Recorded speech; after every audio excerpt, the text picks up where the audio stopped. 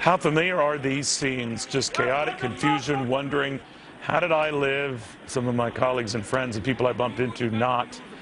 People walking, ambling around on a tarmac at one of Europe's busiest airports. I think a fellow who knows this sort of panic well witnessed it, tried to calm a very nervous city, and ultimately a world down.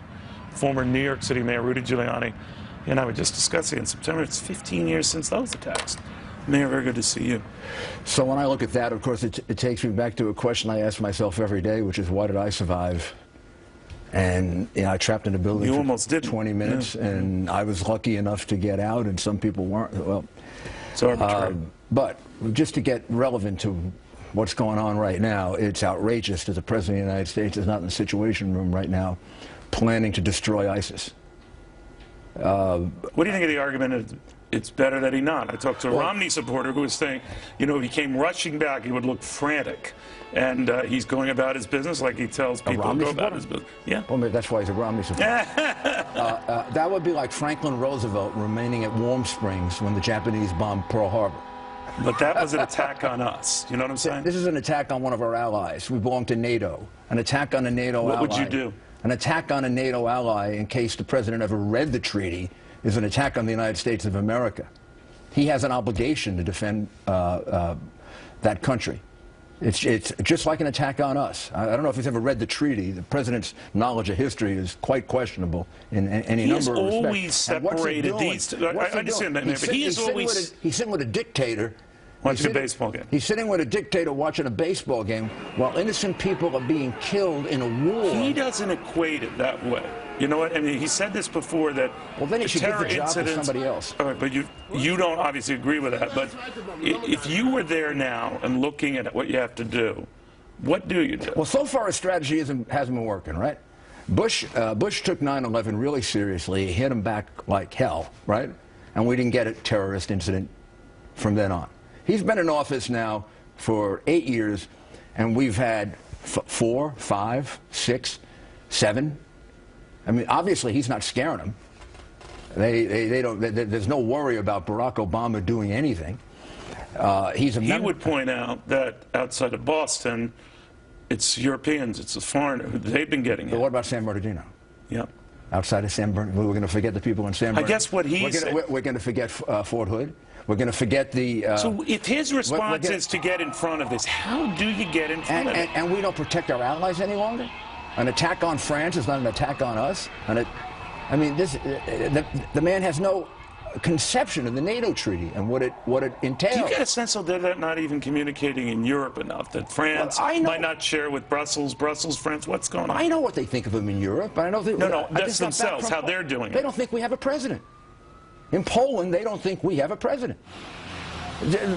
France doesn't think we have a president. But where was he? With them, the Europeans, do they have a handle on this when they seem to have trouble communicating the threat amongst themselves? But if the President of the United States, who is the leader of the free world, or used to be the leader of the free world, took charge, we would have a plan. And the plan should be, and I heard General Keane earlier, no plan. He should be in the Situation Room right now, and here's what the plan should be. What do we have to do to destroy ISIS? No time limit.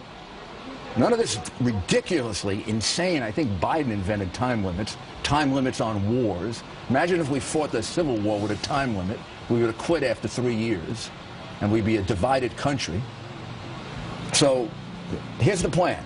Destroy ISIS. You're gone. Should give a speech tonight. Well, he's not going to be doing this. Continuing South American tour. Instead of watching the curveballs. Donald Trump has said again, we got to rethink how we handle Muslims in this country.